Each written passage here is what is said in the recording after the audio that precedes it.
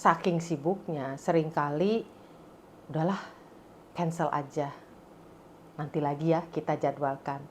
Nah, ini kesalahan yang cukup sering ya dilakukan oleh seorang pemimpin.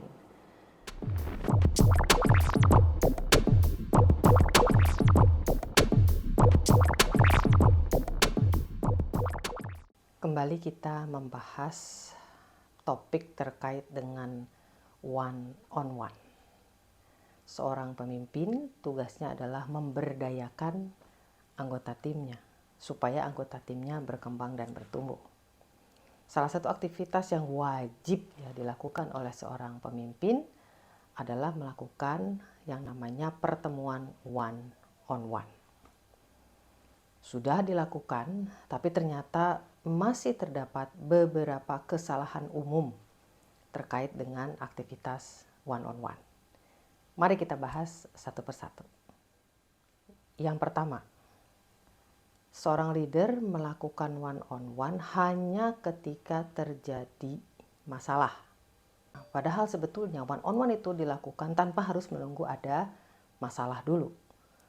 Kita tidak pernah tahu ada persoalan apa di dalam tim kita kalau kita tidak secara proaktif, tidak secara preventif melakukan pertemuan-pertemuan yang bisa justru mendeteksi kira-kira ada kesulitan atau ada masalah apa di dalam tim kita sebelum masalah itu justru menjadi besar. Yang kedua, one on one tidak diagendakan secara khusus. Jadi sebaiknya justru agendakanlah kegiatan one on one ini dan dorong anggota tim kita yang mengagendakan. Jadi mereka berinisiatif untuk mengagendakan kapan one on one ini akan dilakukan. Bilang, kamu nanti ingin membahas topik apa ketika kita melakukan one on one. Supaya mereka juga jadi bersiap diri, mereka juga mencari tahu apa yang ingin mereka katakan, ingin mereka diskusikan dengan kita sehingga one on one menjadi efektif. Ketiga, kalau sudah diagendakan, saking sibuknya seringkali udahlah cancel aja, nanti lagi ya kita jadwalkan. Nah, ini kesalahan yang cukup sering ya dilakukan oleh seorang pemimpin. Seharusnya kalau sudah diagendakan, kita sama-sama disiplin untuk memenuhi agenda itu. Dengan kita disiplin memenuhi janji kita untuk melakukan one on one, menunjukkan bahwa Anda sebagai pemimpin itu mempunyai perhatian yang besar terhadap perkembangan anggota tim Anda. Jadi Anda menunjukkan keingintahuan apa sih hal-hal yang sedang mereka hadapi, ada ide-ide baru apa barangkali yang ingin mereka sampaikan. Yang keempat, seringkali dalam pertemuan apalagi one on one justru Anda sebagai leader yang lebih banyak bicara.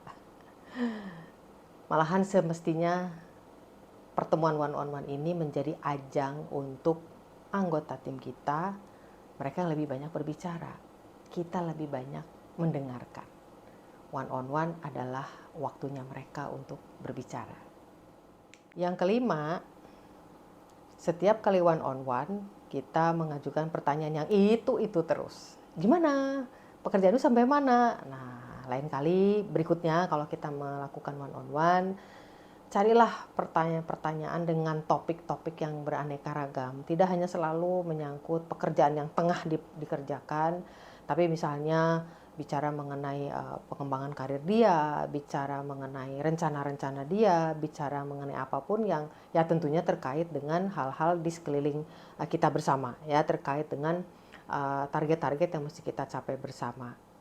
Carilah pertanyaan-pertanyaan atau kreatiflah untuk bertanya kepada mereka sehingga mereka juga tidak merasa kalau bertanya itu aja aku udah tahu lah, paling juga ditanya kayak gitu. Jadi mereka juga merasa tidak perlu juga hadir gitu, tidak ada kegairahan mereka untuk merasa hadir di situ memenuhi janji ya.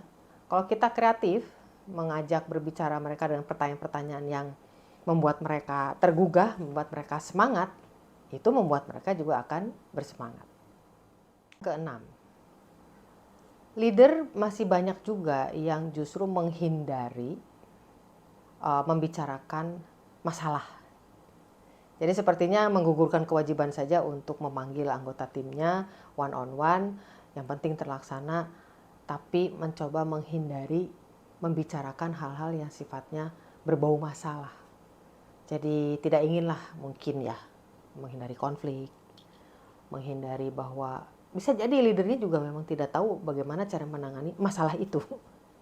Jadi justru dalam one on one ini kita juga membuka diri dan mempersiapkan diri untuk membicarakan kalaupun ada permasalahan penting atau permasalahan-permasalahan yang sensitif. Tidak pernah, ini yang ketujuh, tidak pernah memberikan feedback yang konstruktif, feedback yang membuat coach kita merasa untuk melakukan perubahan ya, perbaikan, atau juga feedback yang sifatnya memberikan motivasi dan semangat atas keberhasilan atau hal-hal yang baik di diri coach, yang akan membuat mereka merasa percaya diri, merasa mereka dipercaya, mereka merasa juga diperhatikan oleh kita.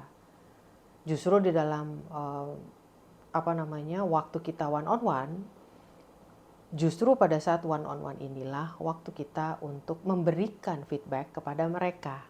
Orang itu haus akan feedback. Orang itu perlu tahu saya berada di mana, saya seperti apa menjalankan pekerjaan saya dalam hal ini. Jadi dalam one on one justru sampaikan feedback sesuai dengan porsinya. Kedelapan, jarang kita meminta feedback. Padahal sama dengan mereka, kita juga justru harus mendapatkan feedback juga dari tim kita. Mana tahu ada hal-hal yang menyebabkan mereka tidak perform itu disebabkan oleh diri kita. Jadi di dalam one on one juga lakukan yang namanya meminta feedback. One on one merupakan sebuah aktivitas yang wajib dilakukan oleh seorang leader. One on one inilah yang akan membantu seorang leader untuk mengenali dengan baik anggota timnya, mengenali potensi mereka, mengenali masalah mereka, mengenali ide-ide mereka, dan pada akhirnya kita juga jadi tahu apa yang semestinya saya lakukan atau saya berikan atau saya bantu sehingga mereka bisa mencapai target-targetnya sesuai dengan harapan kita. Kedepannya jangan sampai kesalahan-kesalahan ini dilakukan.